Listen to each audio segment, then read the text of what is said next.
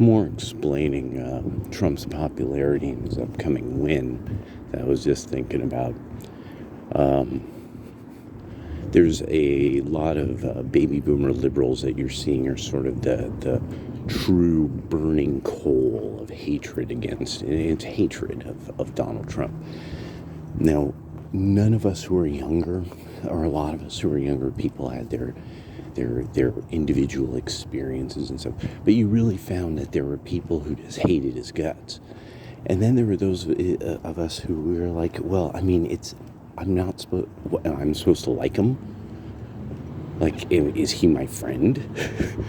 Like, he's being hired for a job and he's only going to take $1. You know, he spent his own money to get the job, and then he got the job, and then he only took $1. I'm like, I'm sorry, this is an incredible deal right here. And we got the end of the Korean War and the Abraham Accords out of it.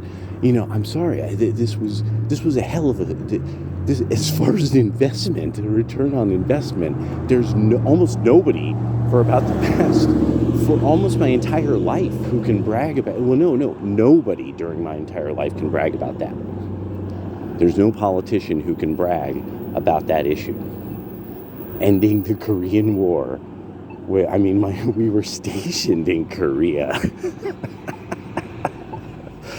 Oh my God. And so anyway, so I started thinking about this. So a lot of older liberals and a lot of Democrats aren't getting like, okay, you're not going to suddenly have popularity again. Because now the Hunter Biden thing is obviously what it is. That your entire party is systematically covering up for this crackhead. And the whole issue is, it's like, you guys are like, oh, poor black people go to jail for not having crack, and the police sprinkle crack on them, just like Dave Chappelle said. And this guy is like, he's got a laptop with him smoking rocks. We now know that was absolutely real. The Department of Justice admitted it. They always knew it was real. They always knew it was legit.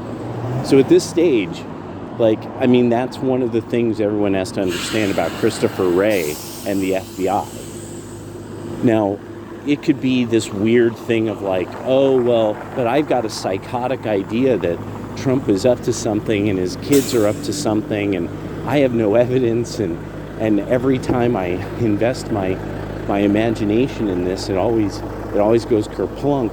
But what about that? And it's like, it still doesn't matter. That's why you've lost popularity. You simply can't face, well, but we know your team is team rich white crackhead gets away with whatever he wants, and everybody has to answer to white men in dresses for the rest of time. And they get to decide what science is. White men in dresses get to decide what science is, and also what morality is, too. And you all don't get that you're over. There's too many people who at some point are like, this is too nuts. This is too, you all are insanos. This is too crazy, and the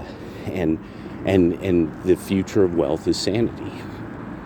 Just Aaron Clarey nailed it before. He calls everything.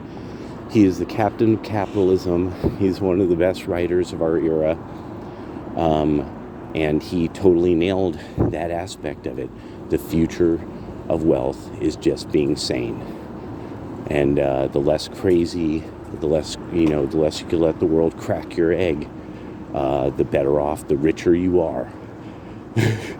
And that's fucked up. Like, that's fucked up. All right, later.